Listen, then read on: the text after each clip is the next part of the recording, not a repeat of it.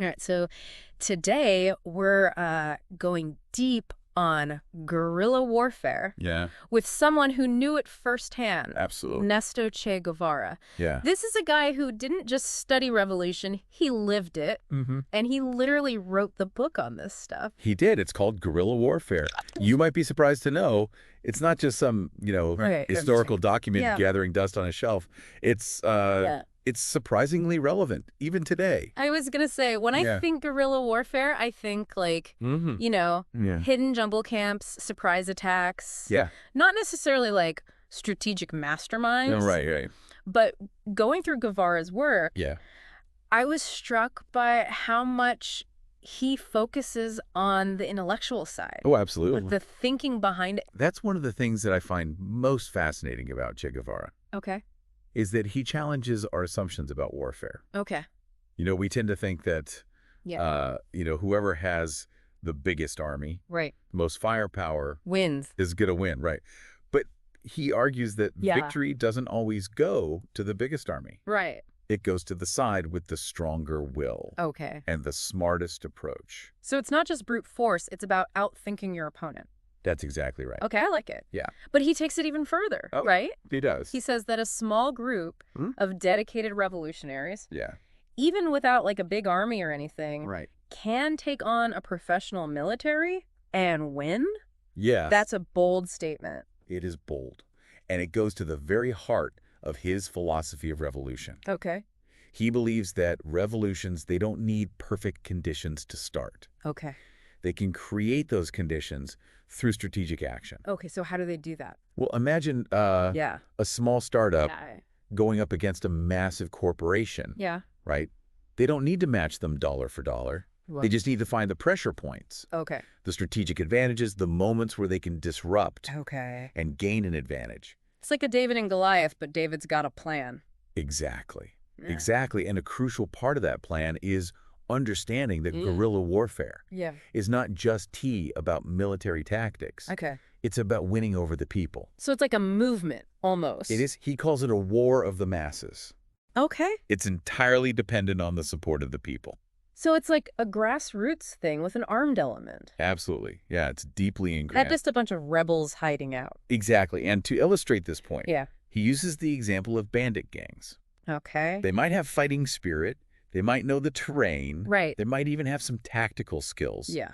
But without the support of the people, Yeah. they will fail. They're going to get hunted down. That's right. They lack that vital lifeline Makes sense. of information, of resources, of protection. Yeah, it's like trying to run a business with no customers. Exactly. You're not going to get very far. You're not. And for Guevara, this connection to the people Yeah. went even deeper. Okay. It was tied to his vision of social change. Okay.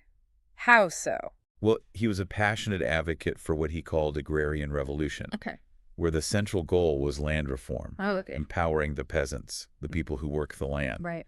He believed that access to land, Mm-hmm.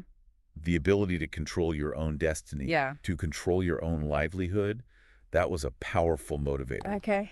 Yeah. That was a way to rally people to the cause. Yeah. I mean, Mhm. especially in the context of like Cuba and everything. Absolutely. But do you see that in other guerrilla movements? Yes. It's a recurring theme. Really? We see it in Mao Zedong's China. Okay. We see it in Ho Chi Minh's Vietnam, Wow. Okay. even in Algeria's fight against French colonialism. Interesting. This fight for land, Yeah. for self-determination, it resonates Right. across cultures and historical periods. Okay. So we're kind of starting to paint this picture Yeah. of a guerrilla fighter, not just a soldier, Right. but like a social reformer, almost Right. deeply embedded in the community, Absolutely. fighting for a bigger cause. Yeah. But we haven't even gotten to the actual fighting yet. Right. Right. What does he say about that? Well, this is where things get really interesting Okay.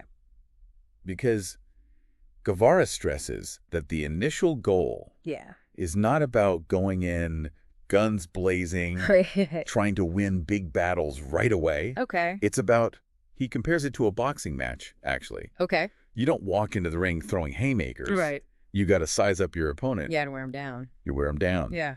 You pick your moments. So it's about picking your battles. Exactly. Okay. Yeah. Survival first. Survival first. Then what? Then it's about gradually weakening the enemy Okay. over time. How do you do that? by targeting their weak points, Okay. their communication lines, Right. their outposts, their supply chains, Yeah. anything that disrupts their operations, Oh, that keeps was them on edge. a war of attrition, Exactly. not a knockout punch. Yeah, it's a long game. Okay, I'm starting to see why he puts so much emphasis on strategy here. Yeah. But this all sounds really reactive, Right. like defensive almost. Sure. When do the guerrilla forces actually go on their offensive? Well, and that's the beauty of Guevara's approach. Okay. It's adaptable. Okay. It evolves Okay. as the guerrilla forces grow, Mm-hmm. as they gain more support, Yeah. they gain more resources. He envisions this kind of gradual transition. Okay. It's like a beehive, sending out these columns, expanding, becoming more daring, Interesting. and eventually they reach a tipping point Okay. where they can transition from those hit-and-run tactics Right. to more conventional warfare, Okay. where they're strong enough to hold territory. So they're playing the long game.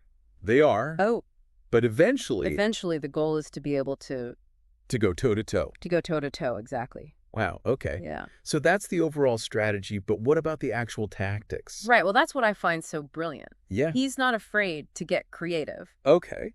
One of the tactics he describes is what he calls the minuet of war. The minuet. Yeah. Ballroom dancing. It does sound a bit out of place. In a war manual, but it perfectly captures Right, yeah. the essence of this tactic. All right, so what is it? So picture this.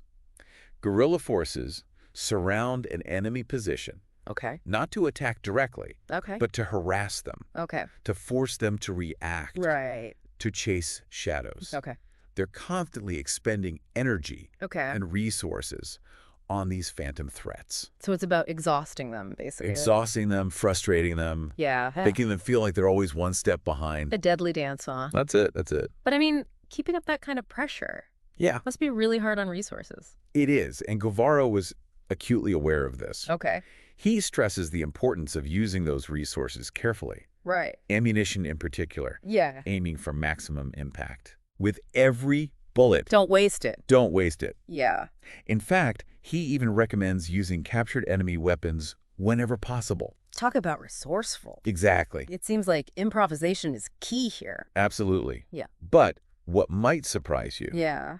is that he also dedicates a significant portion of this book Okay. to the ethics of guerrilla warfare. Really? Yeah, I wouldn't have pegged him for that, honestly. it's true. Like, especially during a revolution? Yeah, but he understood that. Yeah. While, violence is sometimes necessary, Right. it should always be a last resort. Okay. And he recognized the importance of maintaining a moral high ground, Okay. even in the midst of a brutal conflict. Interesting. So, for example, Yeah. he advocated for leniency toward captured soldiers Yep. who were just following orders. Right.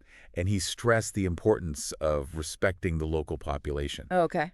because their support was essential to the revolution's success. Yeah, it's a more complex picture than I think I had in my head. Absolutely. Not just this ruthless revolutionary figure. Right. There's more to it. It's more nuanced Yeah. than yeah. that. Yeah. So Yeah. this is making me rethink a lot of what I thought I knew about guerrilla warfare. And we've only scratched the surface. Can't wait to dive deep. Let's do it. We've been talking about the people, Right. but the environment itself plays a huge role too. Okay. Guevara, he spends a lot of time in his book Yeah. talking about how terrain can really make or break you. So like a dense jungle Yeah, could be good or bad. it's a double-edged sword, exactly. What are some of the advantages, you think? Well, so mountainous areas, densely forested areas, Okay. these offer natural cover. You Right. can hide your base. Yeah. It's really hard for a conventional army to find you, let alone attack you effectively. It's like trying to find a needle in a haystack. That's a good way to put it. But the needle's got guns Right, exactly. and knows its way around. And in those environments, Yeah. surprise is everything. Okay. Guevara talks about the guerrilla force dictating the terms of engagement. Okay, so you choose when and where to strike. Exactly. You hit them when they least expect it. Hit and run. Exactly. Yeah, okay. But even with all that cover, Yeah. you've got to think about logistics. Right. How do you get supplies in and out of there? Exactly. It's a challenge. You can't just order takeout. That's right. Mm-hmm. So you've got to establish those supply lines, Okay. often with the help of the local population. Right. He talks about the importance of living off the land, Okay. using what you can capture from the enemy. Resourcefulness. Absolutely. Okay, that makes sense. Yeah. But what happens when you don't have those advantages? Right. Like when you're fighting out in the open. Exactly. That seems like a whole other thing.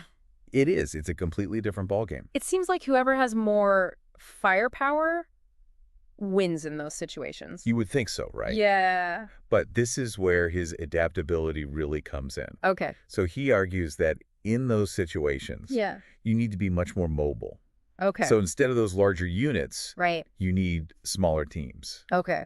that can strike quickly. Like lightning raids and stuff? Exactly. They hit hard. Yeah. They disappear before the enemy can react. So what kind of weapons work best in that situation? Well, lighter weapons, obviously. Oh. Things you can carry easily. Yeah. Automatic weapons, explosives. To disrupt infrastructure and stuff. Exactly. Maximize your impact. Okay. Minimize your footprint. So it's like a scalpel instead of a hammer. That's a good way to put it. Okay. And that brings us to what we talked about earlier, the suburban guerrilla. Right. Right. Those in-between areas. Yeah, those are tough. You don't have a lot of cover, Right. but there's also a lot of civilians around. It's a delicate balance. So what do you do? Well, in those situations, Yeah. Guevara, he emphasizes sabotage. Okay. So targeting infrastructure, Right. communication lines. Yeah. Okay. Okay. Things that sow chaos. Hit them where it hurts. Exactly. And because you're often operating behind enemy lines, Right. Right. secrecy is paramount. Yeah. One wrong move and you're done for. That's right. It takes incredible discipline. Yeah. It must be incredibly stressful. It is. It's a different kind of warfare. Yeah. It's as much a battle of wills as it is anything else. It kind of reminds me of like the business world, you know? Oh, yeah. Especially startups. Yeah. They're going up against these huge companies. Absolutely. With way more money, way more resources. Yeah, they've got to be scrappy. It's that same, like, Yeah. adaptability. It's all about finding the opportunity yeah. where others just see obstacles. And you need that fearlessness, too, right? Absolutely. To go up against the big dogs. You got to be willing to challenge the status quo. Yeah. Yeah. But obviously. But the stakes are a little higher in Guevara's world. Yeah, a bit higher. It's not just about profit margins. It's about life or death. Exactly. And he talks about that a lot, you know? Yeah. He understood that violence was sometimes like Right. a necessary evil, almost. It's a last resort, Yeah. in his view, but it's got to be the last resort. Right. And you've got to maintain your morals. Even in the middle of a war. Exactly. I think that's what makes him so interesting. It's that balance, right? Yeah. Between the strategic mind Yeah. and that moral compass. Yeah. And all this is coming from, like, Right. his experiences in Cuba. Yeah, the Cuban Revolution specifically. But you can see how these ideas, Also, they apply to other stuff too, right? it's timeless in a way. Yeah. This idea that you have to adapt. Yeah. That you need the support of the people. Right. You need to think strategically. It makes you wonder if we'll see, Mm-hmm. like, a resurgence of these tactics in Mhm. other protests or movements or... It's possible. Yeah. His ideas, his image. They're still powerful today. Oh, yeah. There's a certain allure there. Yeah. Especially for people who feel like They're on the outside. they're powerless. Exactly. But it's important to remember this was a different time, Oh, absolutely. different place. Yeah. And his methods, they weren't always pretty. No, they were born out of necessity. Yeah. You can't just take those tactics and apply them today. Right. Things have changed. They have. You could get people hurt. Exactly. There are consequences Yeah. to not understanding the context. So what do you hope people take away from this? I think the biggest takeaway Yeah. is understanding the dynamics of power, Okay. the nature of conflict, Mm-hmm. this human desire for freedom. We started out talking about guerrilla warfare. Right. And we ended up talking about, like, We went everywhere. the human condition almost. That's the beauty of it, though. I know. It's amazing. It all connects. It Yeah. all ties together. So for our listeners who Yeah. want to learn more, Yeah. definitely check out his book. Read Guerrilla Warfare. It's a challenging read, It is. but it makes you think. It'll stay with you It really will. long after you finish it. Well, on that note, Yeah. I think that's our show. I think that's it. Thank you so much for joining us on this deep dive. Absolutely. It was a pleasure. We'll see you next time.